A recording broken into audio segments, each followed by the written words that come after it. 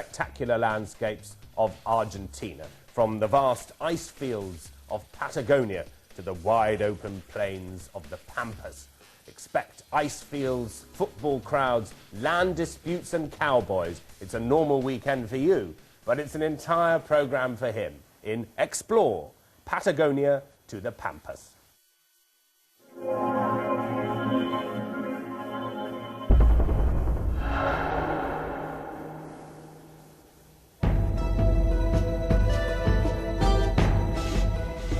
This is the old Patagonia Express.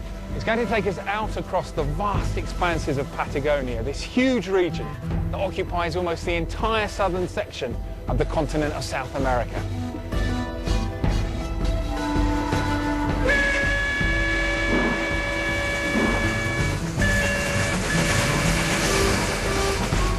Patagonia stretches from the southern tip of South America for over 1,000 miles north. It's one of the world's last true wildernesses, a place of extraordinary beauty. Here in the west of Patagonia, the wide grassy plains meet the mountains.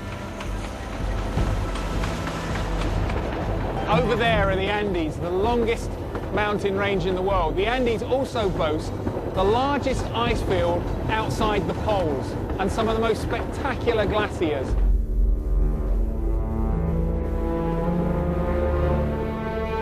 Patagonia's ice fields are at the centre of the global climate change debate.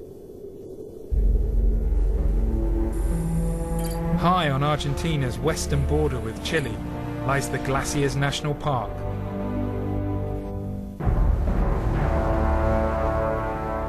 Tanya Datta embarked on a journey to find out what the ice can tell us about our global weather system. We're in Lake Argentina, which apparently is an equivalent latitude to London. But can you imagine one of those things floating down the Thames?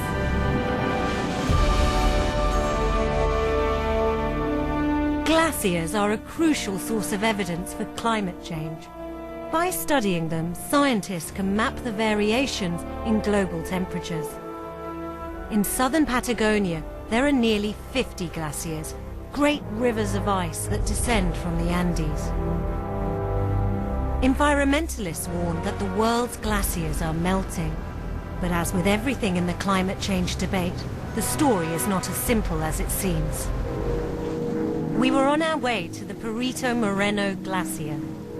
My guide was Jorge Rabasa, a glaciologist who's been tracking the movement of these glaciers since the 70s. After an hour on the water, the glacier finally came into view.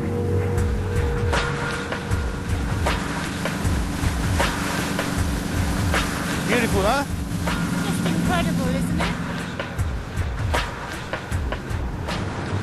Perito Moreno is 20 miles long and in places more than 2,000 feet deep. Whoa! Oh my God! Look at that! To give you an idea, that was more or less the size of an apartment building of 20 stories. As Perito Moreno hits the warmer water of the lake, it starts to melt, causing blocks of ice to fall off the front of the glacier in a process known as calving. Former American Vice President Al Gore used images of this glacier calving in his film, An Inconvenient Truth, which warned of the dangers of man-made global warming. It's a powerful and emotive image, but what does the science really tell us? Jorge took us to meet Bernie, who was to be our guide as we walked across the surface of Perito Moreno. And kick the ice, kick the ice. Okay.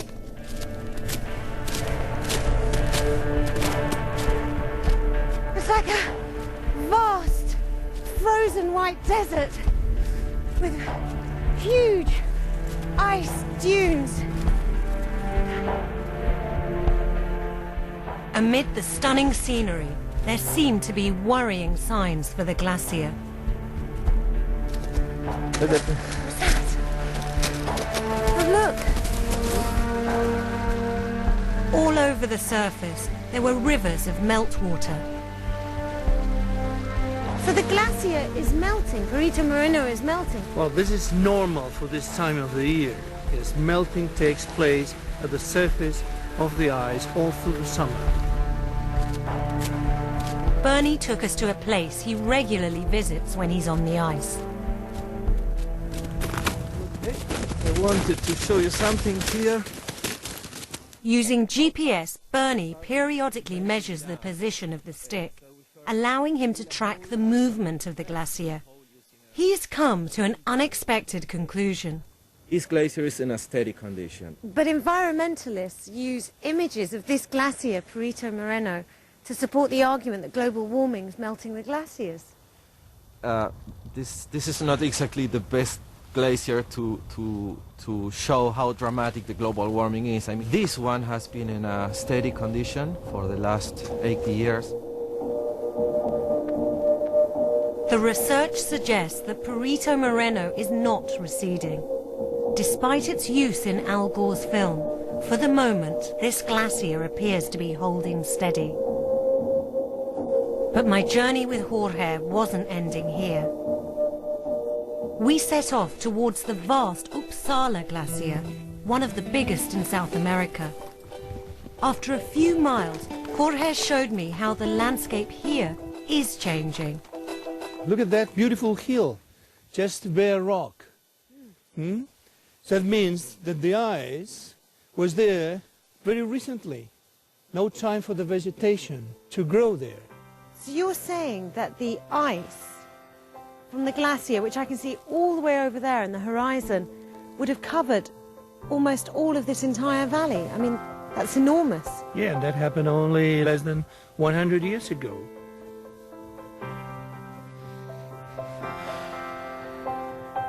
The evidence for Uppsala's retreat is stark. This photo of the glacier was taken in 1928. Finally, we reached the spot where it was taken. The changes in the glacier over the last 80 years are dramatic. But even in the last few years, the ice appears to have retreated. See that rocky point with the very tiny islands at the point? The ice was covering that rocky area in 2004. So the ice has clearly receded from that position just in the last 4 years, and that is almost 1 kilometer. It's really sad to lose these magnificent natural monuments. Probably some of them will not survive onto the next century. Uppsala Glacier is more typical than its stable neighbour Perito Moreno. Most scientists believe the evidence from the glaciers points firmly towards man-made global warming. It is an extraordinary and alarming thing to see firsthand.